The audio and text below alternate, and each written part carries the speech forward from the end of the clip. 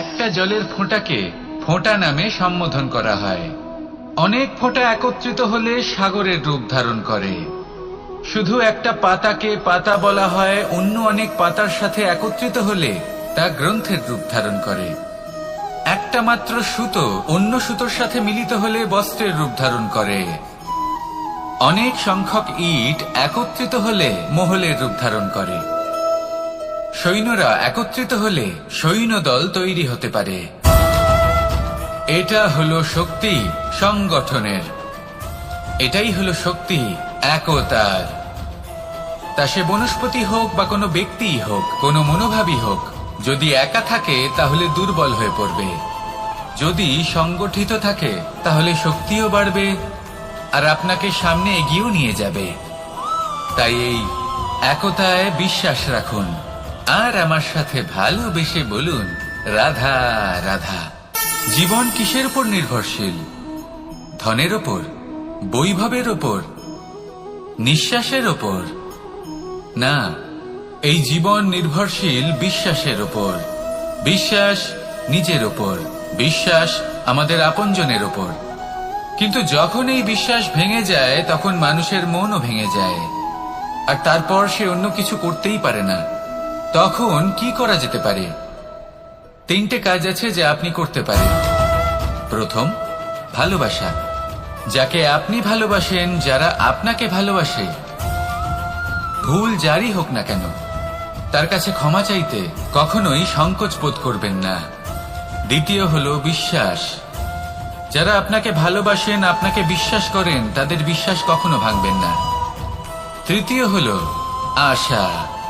যারা আপনাকে ভালোবাসেন, আপনাকে বিশ্বাস করেন, তাদের আশা আপনার সাথে জড়িত। তাদের থেকে কখনো কিচ্ছু লুকোবেন না। এই 3টে কাজ করুন আর এই জীবন সুপ্রসন্ন হয়ে বলবে, রাধা রাধা।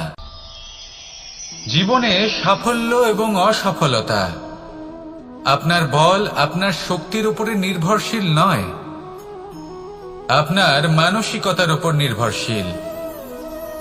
যদি কোনো ব্যক্তি দৃঢ় নিশ্চয় করে নেয় তাহলে সে কখনো হারে না। যদি কেউ হার মেনে নেয় তাহলে সে কখনোই জিততে পারে না। শেষ পর্যন্ত কি হয়? এই ভাবনাই সত্য হয়ে সামনে চলে আসে, আর এই ভাবনাই পরবর্তীকালে ইতিহাস রচনা করে।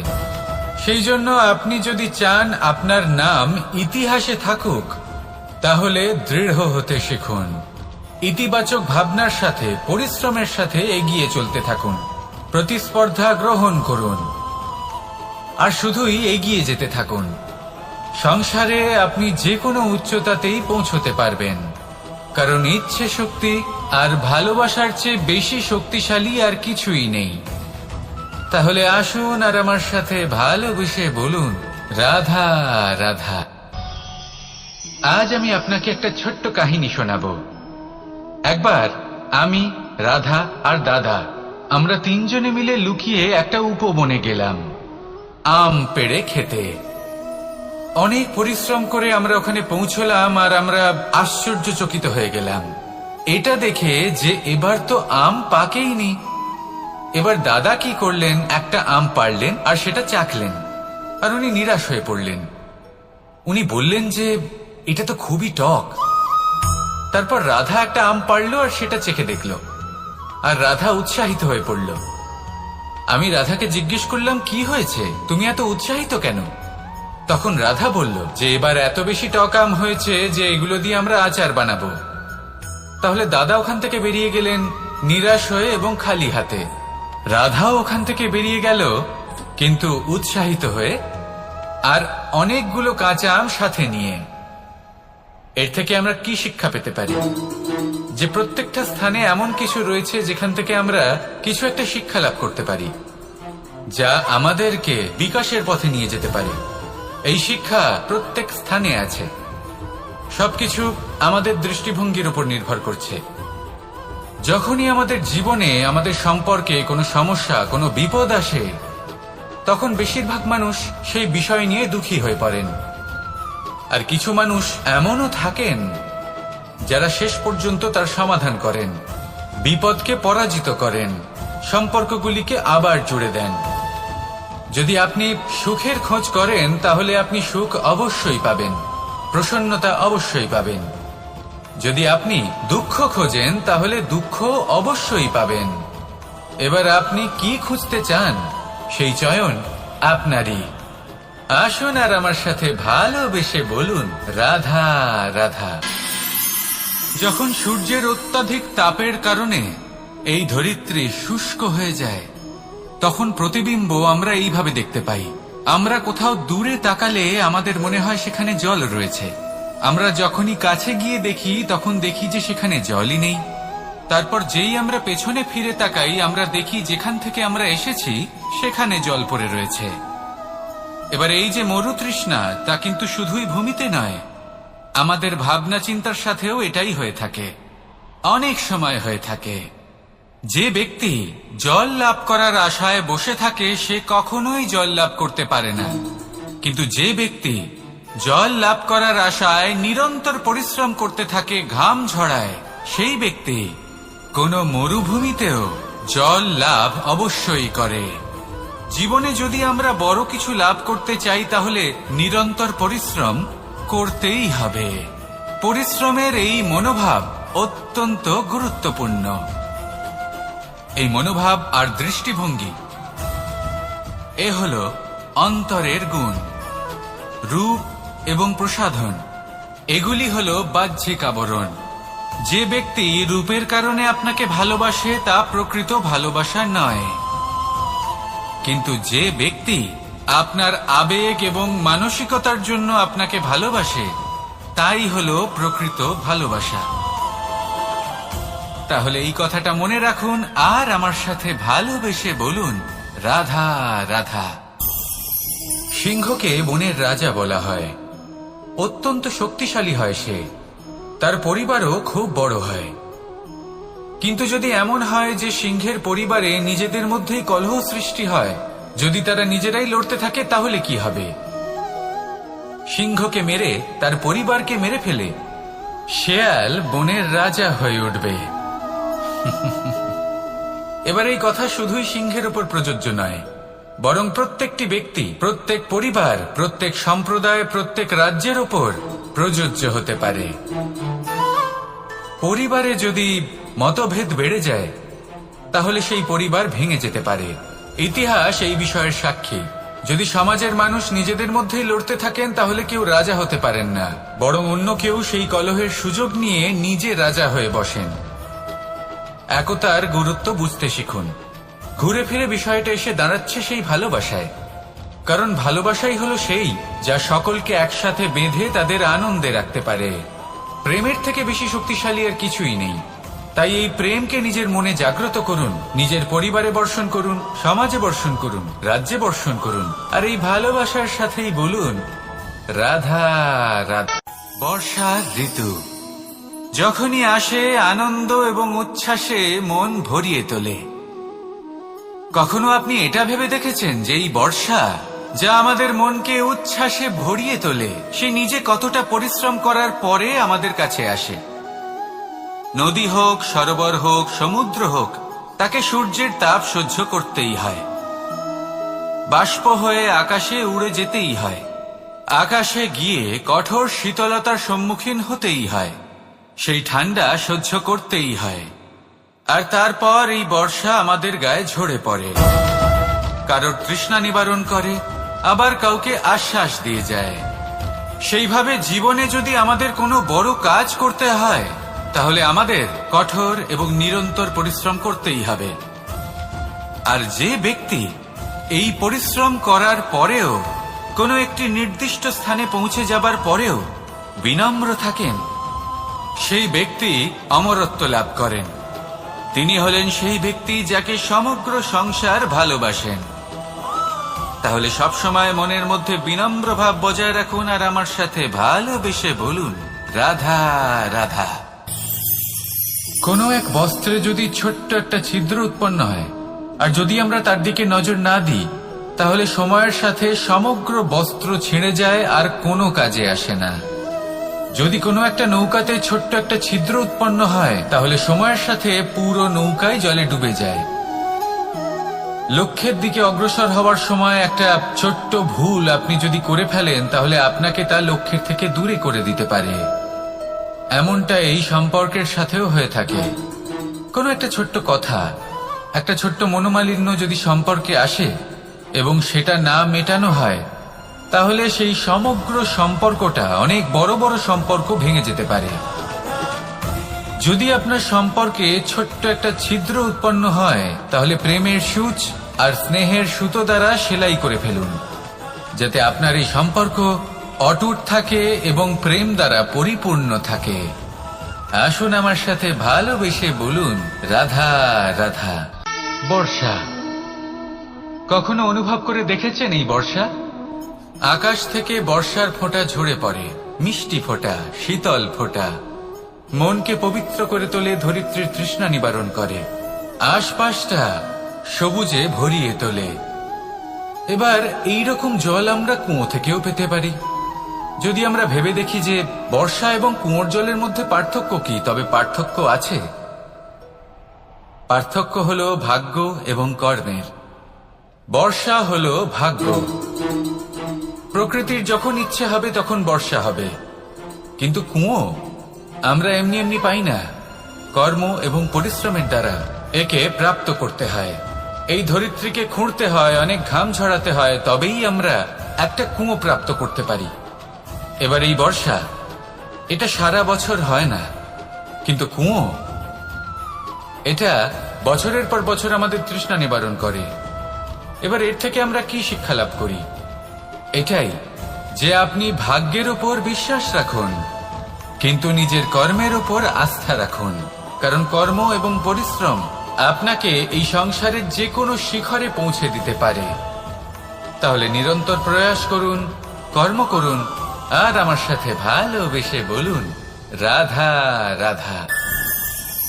ইচ্ছে বড়ই বিচিত্র জিনিস। এই ইচ্ছে যদি তা পূর্ণ না হয় তাহলে তা ক্রোধকে জন্ম দেয়, যদি তা পূর্ণ হয় তাহলে লোভকে জন্ম দেয়, যদি সময়ের মধ্যে পূর্ণ না হয় তাহলে শোককে জন্ম দেয়, আর যদি সময়ের পূর্বেই পূর্ণ হয়ে যায় তাহলে অহংকারকে জন্ম দেয়। সকলের ইচ্ছে থাকে, আপনারও অবশ্যই থাকবে, তা অবশ্যই পূরণ করবেন। কিন্তু একটা কথা মনে রাখবেন, আপনার এই জীবন এটা কোনোভাবেই আপনার ইচ্ছে পূরণ করার মাধ্যম নয়। এ হলো ধৈর্য সাধনের এক মাধ্যম, নিয়ন্ত্রণ করার এক মাধ্যম। নিয়ন্ত্রণ নিজের কামনার ওপর, নিজের ইচ্ছের ওপর, নিজের আবেগের ওপর। কারণ ইচ্ছে এটা হলো সেই অশ্বের মতো যা একবার লাগাম ছাড়া হয়ে গেলে, আপনার হাত থেকে যদি এই লাগাম বেরিয়ে যায় তাহলে তা আপনাকে সোজা বিনাশের পথে নিয়ে যেতে পারে।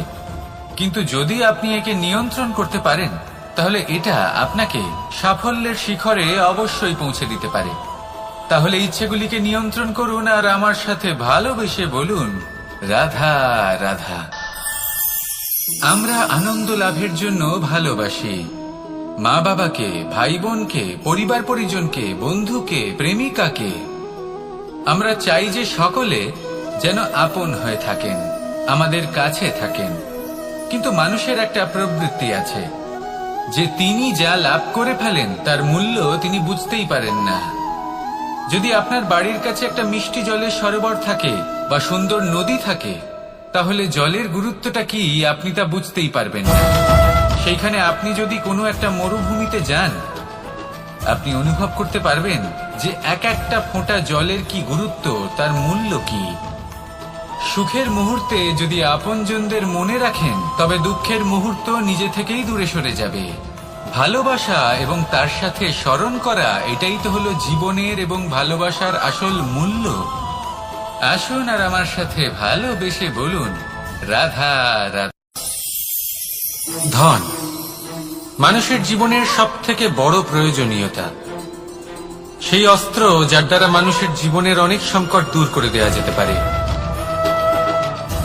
সেই মাধ্যম যার দ্বারা সংসারের সমস্ত জাগতিক সুখ স্বাচ্ছন্দ্য লাভ করা যেতে পারে। কিন্তু ধনের দ্বারা আমরা সবকিছু লাভ করতে পারি না। জাগতিক স্বাচ্ছন্দ্য আমরা লাভ করতে পারি, কিন্তু সুখ লাভ করতে পারবো না। সুখের উপকরণ আমরা লাভ করতে পারি, কিন্তু সুখের অনুভূতি লাভ করতে পারবো না। আনন্দ, সন্তোষ, প্রসন্নতা এগুলো ধন দ্বারা লাভ করা যায় না। কিন্তু হ্যাঁ, আনন্দ, সন্তোষ আর প্রসন্নতার সাথে যদি কোনো কাজ করেন তাহলে অবশ্যই ধন লাভ করবেন। তাহলে আসুন আর এই প্রসন্নতার সাথে বলুন, রাধা রাধা। মানুষ শুধুমাত্র দুই ধরনের ব্যক্তির সামনেই নত হন। একজন হলেন তিনি যাকে তিনি সম্মান করেন, আর আরেকজন যাকে তিনি ভয় পান। এবার কোনো ব্যক্তি যদি আপনার সামনে নত হন তাহলে তার পেছনের কারণ কি? আপনার প্রতি সম্মান নাকি আপনার প্রতি ভয়? সেটা আপনাকেই বুঝতে হবে। যদি আপনি এমন মনে করেন যে তাতে কি যায় আসে, ভয় হোক বা সম্মান, কেউ আমার সামনে নত তো হচ্ছেন, যদি এটা আপনার চিন্তা ভাবনা হয় তাহলে আপনাকে মনে করিয়ে দিই, এই সময় বদলাতে বেশি সময় লাগে না। আজ যে ব্যক্তি আপনাকে দেখে ভয় পাচ্ছে, কাল এই ভয়ের সমাপ্তিও ঘটতে পারে। আবার এমনও হতে পারে যে তার কাছে অত্যধিক শক্তি চলে এলো, অনেক কিছুই হতে পারে। তাই মনে রাখবেন, যে মাথা ভয়ের কারণে নত হয় তা সময় এলে সবার আগে বিরোধিতা করতে পারে, আর যে মাথা সম্মানের কারণে নত হয় আপনার জন্য নিজের শিরচ্ছেদও সে করতে পারে। তাই সকলকে আপন করে নিন, কিন্তু ভয় প্রয়োগ করে নয়। কর্ম করুন এবং সম্মান অর্জন করুন। শুধু এটাই করুন আর আমার সাথে ভালোবেসে বলুন, রাধা রাধা। আমাদের জীবনে গুরুজনেরা, জ্ঞানী মানুষজন সবসময় একটা কথা বলেন, ধৈর্য ধরো। শুধুমাত্র দুটো শব্দ, কিন্তু কতটা বিশাল সেটা বোঝার চেষ্টা করুন। ছোট একটা অস্ত্র হাতে নিন এবং একটা বিশাল পর্বতে নিরন্তর প্রহার করতে থাকুন, ধৈর্য ধরে সেই কাজ করতে থাকুন। এমন একদিন আসবে এই বিশাল পর্বতে আপনি একটা পথ তৈরি করবেন। কোনো ধনুর্ধর যখন নিজের বিদ্যা অর্জন করেন তখন তাকেও ধৈর্য ধরতে হয়, তার নিজেকে সময় দিতে হয়, তবেই সে ধনুর্বিদ্যা শিখতে পারে। সেইভাবে আমাদের জীবনেও ধৈর্য ধরার খুব প্রয়োজন। পরিবারে ধৈর্য রাখতে পারলে তাহলে আস্তে আস্তে দেখবেন প্রেম বৃদ্ধি পাচ্ছে। সমাজে যদি ধৈর্য রাখতে পারেন তাহলে আস্তে আস্তে এই সমাজ আপনাকে সম্মান করবে। যদি নিজের জীবনে ধৈর্য রাখতে পারেন তাহলে নিজে থেকেই আত্মবিশ্বাস বাড়বে, নিজের বিকাশ হবে। জীবনে সবই সম্ভব যদি ধৈর্য রাখতে পারেন। হয়তো আস্তে আস্তে হবে, কিন্তু হবে অবশ্যই। শুধু ধৈর্য রাখুন, কারণ ধৈর্যই সব থেকে বড় পুঁজি। আসুন আর আমার সাথে ভালোবেসে বলুন, রাধা রাধা। কোনো এক সময়ের ঘটনা এটা। মা এবং বাবা হাটে গিয়েছিলেন, তখন আমি আর দাদা গিয়েছিলাম গরু চড়াতে। আমরা বাড়ি ফিরে এলাম, আর মা সেই সময় একটা কাজ করতেন। যখনই হাটে যেতেন দরজা তালা বন্ধ করে যেতেন। উনি খুব ভালো করে জানতেন যে যদি ওনার এই মাখন চোর সঠিক সময় পৌঁছে যায় তাহলে এক ফোঁটাও মাখন আর অবশিষ্ট থাকবে না। এবার ঘটনা কিছুটা এরকম হলো যে মা আর বাবা মাঝে মাঝে হাটে যেতেন, তাই মাঝে মাঝেই দরজা তালা বন্ধ করতে হতো। যখন মা আর বাবা ফিরে এলেন তখন বাবা ভুলে গিয়েছিলেন যে এই চাবির গোছা থেকে ঠিক কোন চাবিটা দরজার তালা খোলার জন্য উপযোগী। উনি চেষ্টা করতে শুরু করে দিলেন। একটার পর একটা চাবি দিয়ে উনি চেষ্টা করতে থাকলেন, কিন্তু সেই দরজার তালা তো খুলতেই চাইছিল না। ওনার মাথা থেকে ঘাম পড়তে শুরু করলো। তখন মা বললেন যে তালা ভেঙে দেওয়া যাক। মা চলে গেলেন, আর বাবা বললেন, না না দাঁড়াও, আর কিছু চাবি বাকি আছে, এটা হয়তো খুলতে পারবো। মা হাতুড়ি নিয়ে চলে এলেন সেই তালা ভাঙার জন্য, আর তখনই বাবা শেষ চাবিটা প্রয়োগ করলেন আর দরজার তালা খুলে গেল। যদি উনি চেষ্টা না করতেন তাহলে এই তালাটাও ভেঙে যেত আর চাবিটাও নষ্ট হয়ে যেত, ঠিক কিনা? এবার এই ঘটনাটা আমি দেখেছিলাম, আর আমার মনে হলো যে কখনো কখনো এই চাবির গোছার মধ্যে থেকে শেষ চাবিটাও কিন্তু জীবনের দরজা খুলে দিতে পারে। সেজন্য আপনি যদি জীবনে সাফল্য লাভ করতে চেষ্টা করেন, নিজের লক্ষ্যে পৌঁছতে চান, তাহলে হার মানবেন না। হয়তো দেখবেন আপনার পরবর্তী প্রচেষ্টা বা এই অন্তিম প্রচেষ্টা আপনাকে সাফল্যের পথে নিয়ে গেল। তাই নিরন্তর প্রচেষ্টা করতে থাকুন, জীবনে সাফল্য লাভ করুন, আর আমার সাথে ভালোবেসে বলুন, রাধা রাধা। কোকিলের ডাক শুনে আমার মন প্রফুল্ল হয়ে ওঠে। কোকিল হলো আমার অত্যন্ত প্রিয়। এরকমই আরো একটা পাখি আছে, কাক। একদিকে কাক, অন্যদিকে কোকিল। এদের মধ্যে বেশি পার্থক্য নেই, কিন্তু কোকিলের কণ্ঠ শুনে সবার মন প্রফুল্ল হয়ে ওঠে। কোকিল যখন সামনে আসে তখন মন শান্ত হয়ে যায়, যখন কাক সামনে আসে তখন মানুষ দূরে পালিয়ে যায়। এমন কেন হয়? কারণ হলো বাণী। কোকিলের বাণী অত্যন্ত মিষ্টি, অত্যন্ত মধুর। সেখানেই কাকের বাণী অত্যন্ত কর্কশ শোনায়, আর কর্কশ বাণী শোনা কেউ পছন্দ করেন না। আপনি নিজেকে জিজ্ঞেস করুন, কোনো ব্যক্তি আপনার সাথে কথা বললে তার বাণী মধুর হলে আপনার ভালো লাগে, আর যদি কর্কশ হয় তার থেকে দূরে চলে যেতে ইচ্ছে করে। তাই নিজের বাণীও এইভাবেই মধুর রাখুন, মিষ্টি রাখুন। এ আমারও খুব প্রিয়। আর এটা তখন হয় যখন মনে প্রেম থাকে। মনের মধ্যে প্রেম জাগ্রত করুন, বাণী নিজে থেকেই মধুর হয়ে যাবে। আর কৃষ্ণ নিজে থেকে আপনার কাছে আসবে আর আপনার সাথে বলবে, কি রাধা রাধা। যখন সূর্যের অত্যাধিক তাপের কারণে এই ধরিত্রী শুষ্ক হয়ে যায়, তখন প্রতিবিম্ব আমরা এইভাবে দেখতে পাই। আমরা কোথাও দূরে তাকালে আমাদের মনে হয় সেখানে জল রয়েছে। আমরা যখনই কাছে গিয়ে দেখি তখন দেখি যে সেখানে জলই নেই। তারপর যেই আমরা পেছনে ফিরে তাকাই, আমরা দেখি যেখান থেকে আমরা এসেছি সেখানে জল পড়ে রয়েছে। এবার এই যে মরুতৃষ্ণা, তা কিন্তু শুধুই ভূমিতে নয়, আমাদের ভাবনা চিন্তার সাথেও এটাই হয়ে থাকে, অনেক সময় হয়ে থাকে। যে ব্যক্তি জল লাভ করার আশায় বসে থাকে সে কখনোই জল লাভ করতে পারে না, কিন্তু যে ব্যক্তি জল লাভ করার আশায় নিরন্তর পরিশ্রম করতে থাকে, ঘাম ঝরায়, সেই ব্যক্তি কোনো মরুভূমিতেও জল লাভ অবশ্যই করে। জীবনে যদি আমরা বড় কিছু লাভ করতে চাই তাহলে নিরন্তর পরিশ্রম করতেই হবে। পরিশ্রমের এই মনোভাব অত্যন্ত গুরুত্বপূর্ণ। এই মনোভাব আর দৃষ্টিভঙ্গি এ হল অন্তরের গুণ। রূপ এবং প্রসাধন এগুলি হল বাহ্যিক আবরণ। যে ব্যক্তি রূপের কারণে আপনাকে ভালোবাসে তা প্রকৃত ভালোবাসা নয়, কিন্তু যে ব্যক্তি আপনার আবেগ এবং মানসিকতার জন্য আপনাকে ভালোবাসে তাই হল প্রকৃত ভালোবাসা। তাহলে এই কথাটা মনে রাখুন আর আমার সাথে ভালোবেসে বলুন, রাধা রাধা। আমার অনেকগুলো নাম আছে, আর তাদের মধ্যে একটি হলো যুদ্ধ বিমুখ। এই কথা আপনারা সবাই জানেন। দাদাও আমাকে বলেছেন যে তুমি এরকম কিভাবে যুদ্ধক্ষেত্র থেকে মুখ ঘুরিয়ে পালাতে পারো কানাই। দেখুন, যেটা সময়ের দাবি ছিল আমি সেটাই করেছি।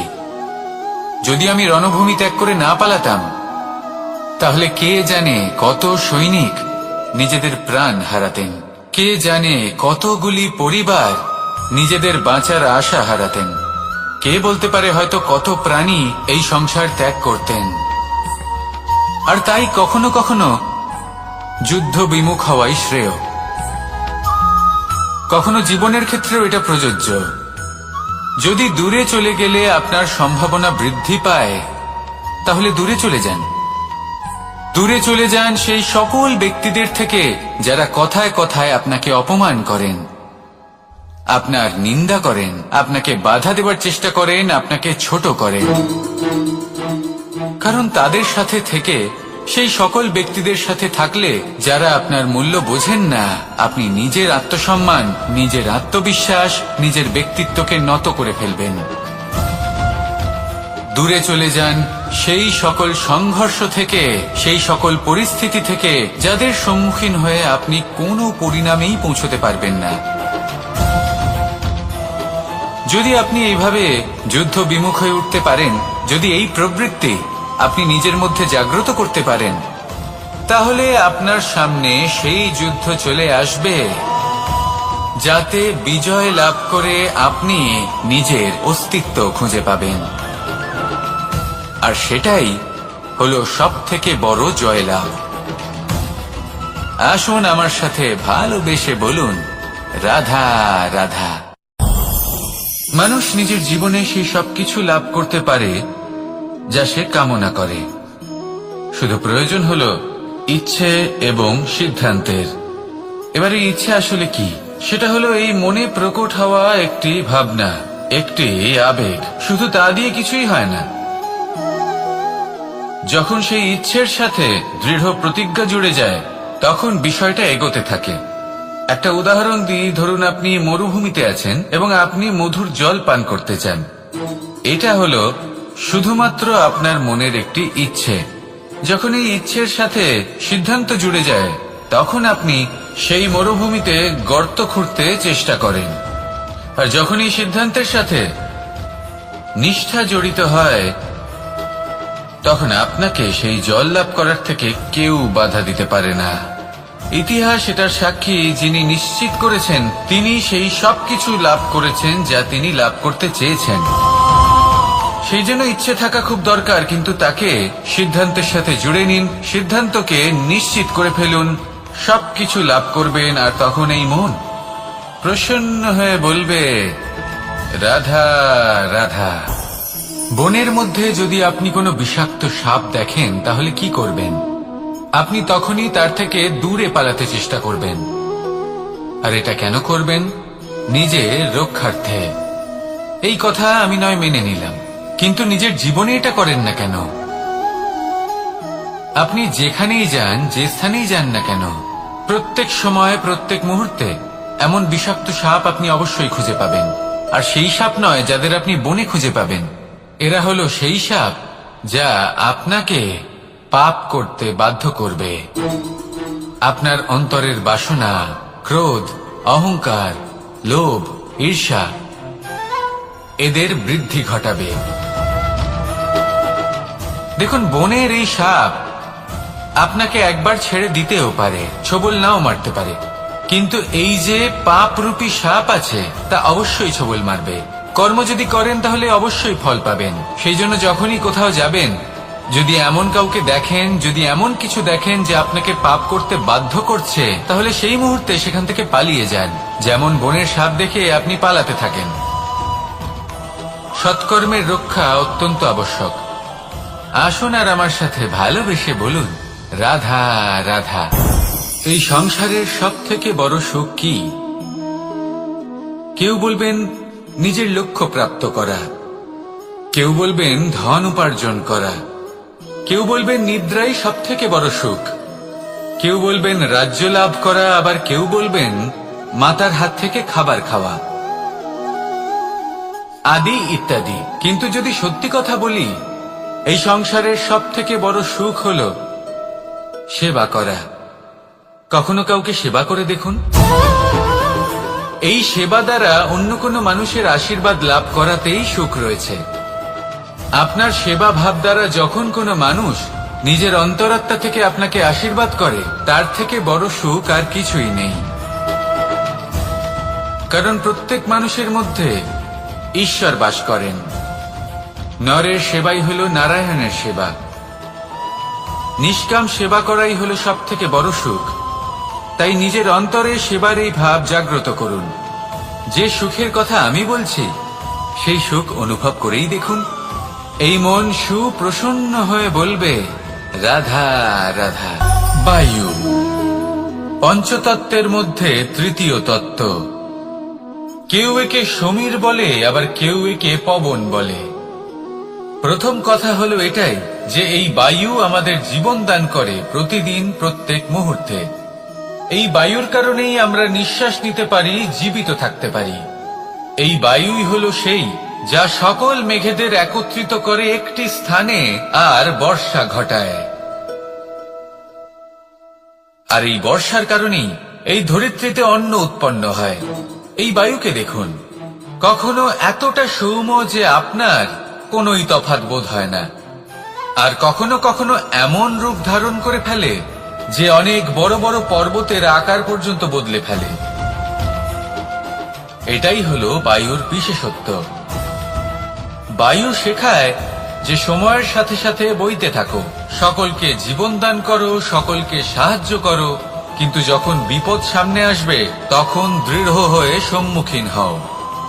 বাধা অনুযায়ী নিজেকে গড়ে নিতে হবে, আর কখন কতটা কঠোর হতে হবে আর কখন কতটা সৌম্য হতে হবে এটা বায়ুকে দেখে শিখুন, আর আমার সাথে ভালোবেসে বলুন রাধা রাধা।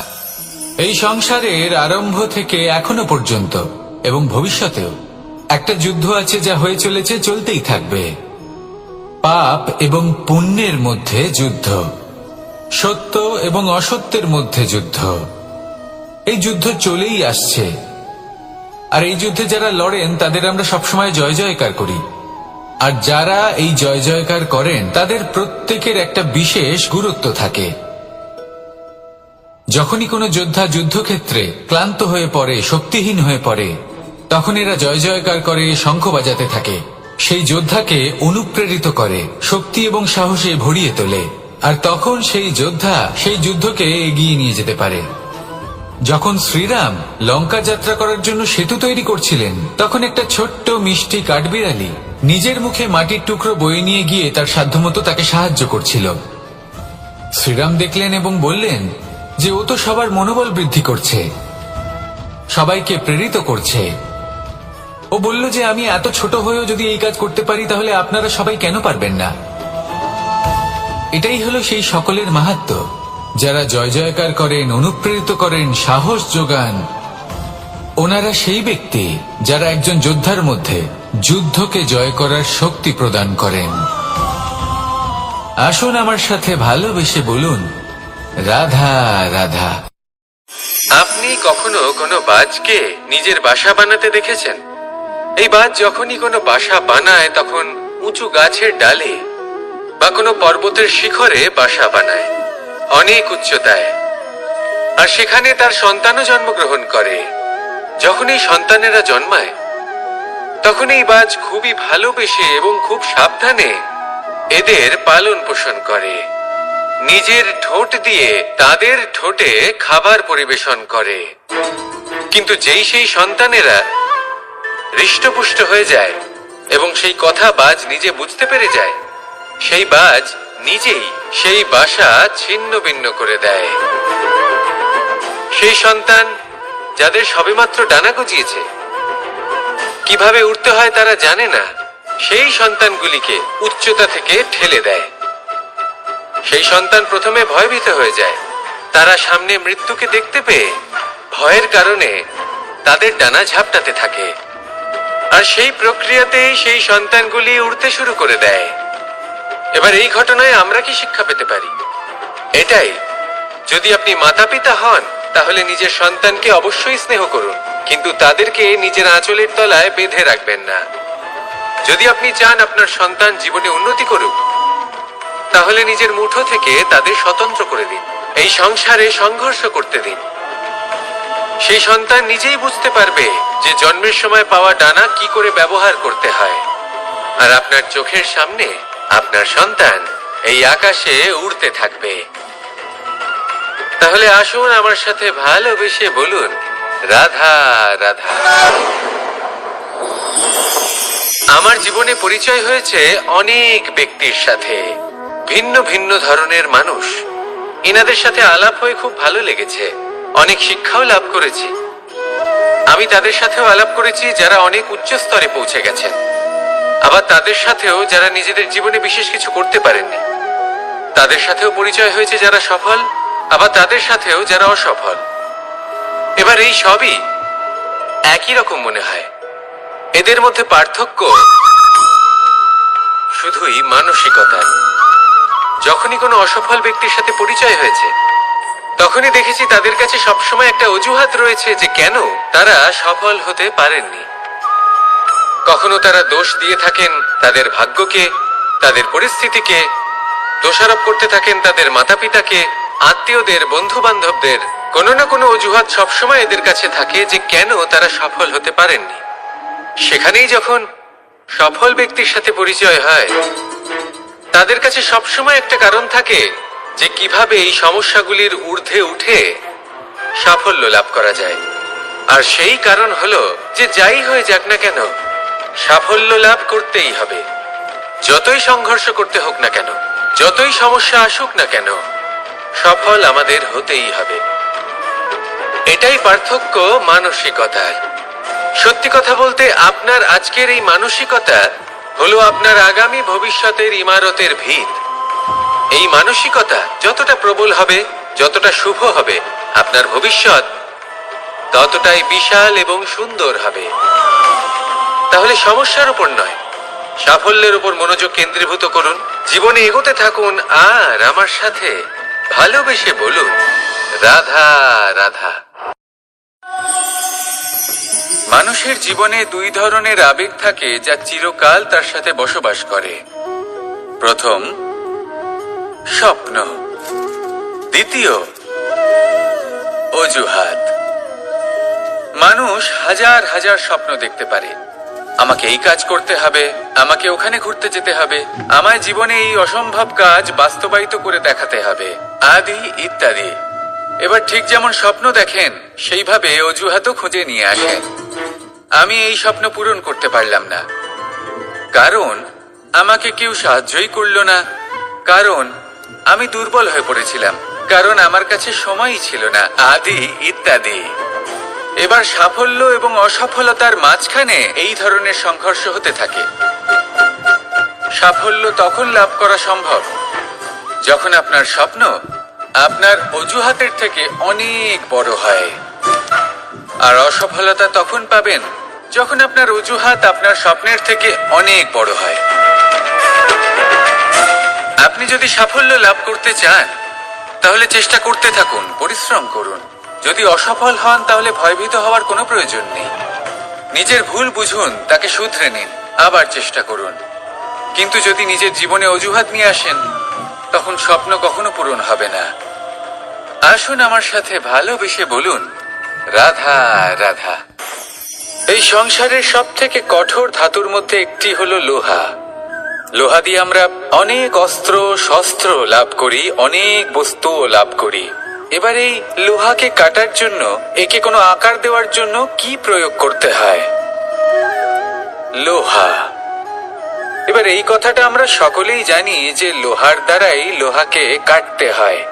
এবার এই কথা আমি আপনাকে কেন বলছি? এরপরে খুব বড় একটা প্রশ্ন আসে, যা খুব বড় শিক্ষা দিয়ে যায়। এটা কেন হয় যে আমরা একটা লোহা দিয়ে একটা লোহাতে আঘাত করছি, কিন্তু যে লোহা দ্বারা আঘাত করছি তার আকার বদলাচ্ছে না, যার উপর প্রহার করছি তার আকার বদলাচ্ছে? এতে পার্থক্যটা কোথায়? পার্থক্য হলো তাপমাত্রার। দেখুন, যে লোহাকে আমরা কাটতে চাই তার তাপমাত্রা বাড়াতে হয়, তাকে গরম করতে হয়। আর যে লোহা দ্বারা আমরা আঘাত করতে চলেছি, সেই লোহা আমাদের ঠান্ডা রাখতে হয়। অর্থাৎ ঠান্ডা লোহা গরম লোহাকে কেটে দেয়। এবার এই শিক্ষা কি আমাদের জীবনে যথেষ্ট নয়? আমাদের জীবনে অনেক সমস্যা আসতে পারে, কিন্তু আমাদের এই বিষয়ে বিশেষ খেয়াল রাখতে হবে যে আমাদের মনকে আমরা যেন ঠান্ডা রাখি, এই মস্তিষ্ককে শান্ত রাখতে হবে। যদি আমরা ক্রোধ বা ঈর্ষার আগুনে জ্বলতে থাকি, বিদ্বেষের আগুনে জ্বলতে থাকি, তাহলে আমরাও সেই লোহার মতোই হয়ে যাব, যার তাপমাত্রা অত্যন্ত বেশি। তখন যে কেউ এসে আমাদের বিচ্ছিন্ন করে চলে যাবে।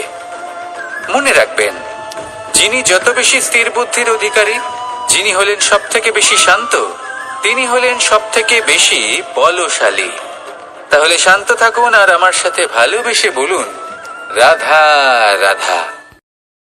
কনক, কি সুন্দর একটা শব্দ। এর অনেকগুলো রূপ রয়েছে, অনেকগুলো অর্থও রয়েছে।